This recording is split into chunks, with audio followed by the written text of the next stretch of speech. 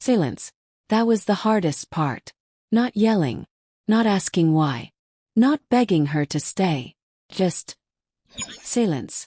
I remember the night she confessed. Every second of it. Her eyes didn't feel like hers anymore. They held guilt, sure, but also something colder. Like she had already left me days before. And now she was just there to deliver the news my heart wasn't ready for.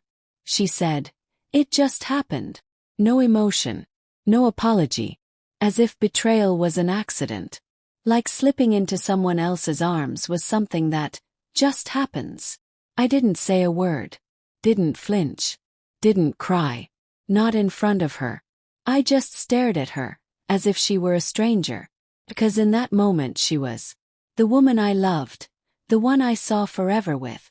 She ceased to exist the second she destroyed everything we'd built.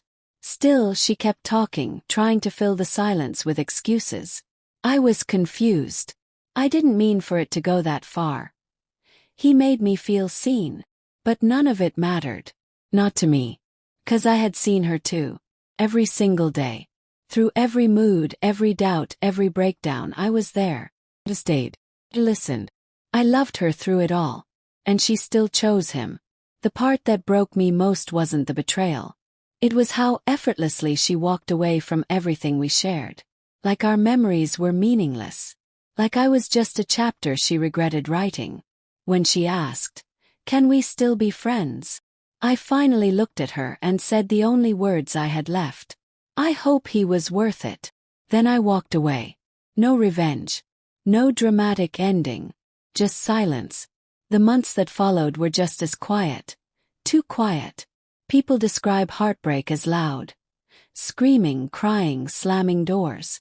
But the real pain, it's in the stillness.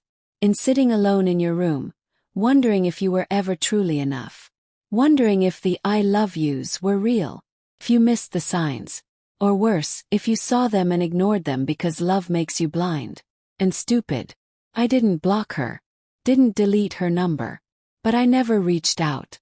Not once. And she never did either. Which told me everything I needed to know. Changed jobs. Started working out again. First, it was all just a way to stay busy. But eventually it became real. I started to heal. Not quickly. Not cleanly. But truly. Piece by piece. In quiet mornings. Lonely nights. In journaling. In long walks without music. In standing before a mirror and whispering, "You're going to be okay." Exactly 1 year later, there was a knock at my door. It was a Sunday afternoon. Well, I wasn't expecting anyone. I opened it. And there she was. Her hair was pulled back. Eyes swollen. Face pale. In her arms, a wedding dress. For a second I thought I was hallucinating. But no, it was her. She looked at me, lips trembling, and said, "I couldn't do it." Without waiting for permission, she stepped inside. Held the dress up like it weighed 1,000 pounds. "I was supposed to get married today," she whispered. He was waiting at the altar, but I couldn't walk down the aisle. I said nothing. Just watched her, trying to make sense of what was happening. She sat on the edge of my couch, still clutching the dress. And then she broke down. Through sobs she poured out everything. I kept telling myself I loved him. That he was what I needed. But the truth is, I was running from what I lost. Her voice cracked. "I lost you. And I deserved to. But I never stopped thinking about you." I couldn't breathe. I hadn't seen her in a year. And now here she was. Not proud. Just broken. She told me she tried to force love. Tried to bury the guilt. Tried to believe a fresh start would erase the wreckage she caused. But she couldn't. Some ghosts don't leave. And I was hers. I wanted to be cold. Wanted to tell her to get out. Wanted to remind her of the nights I bled in silence. Nights I wished I could hate her but couldn't. But I didn't. I just sat there. Frozen. She asked me, "Do you hate me?" I looked her in the eyes and told her the truth. "No, I don't hate you. I just learned how to live without you. And that's what scares me now." She nodded, wiping her face with her sleeve. "I don't expect you to take me back," she said. I just needed you to know. I ruined the only real thing I ever had. Then we sat in silence. Not the cold kind. The heavy kind. The kind filled with words that will never be said. Eventually she stood.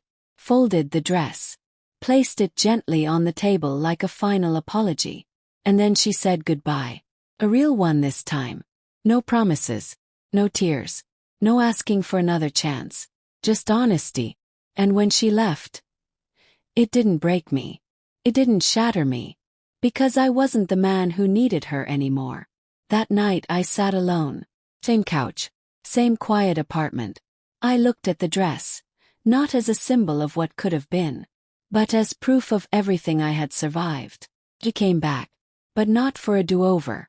She came back because regret always looks for somewhere to go. And for a while, that place was me. But I had built something since then. Quiet strength. A life where my peace no longer depended on someone else. I don't know where she is now. I don't know if she ever wore that dress again. And honestly, I don't need to know. Because I stayed silent when it destroyed me. And that silence became my shield. My recovery. She returned with tears and a wedding dress. But I had already learned the most painful, powerful lesson of all. Some apologies come too late. You never go back.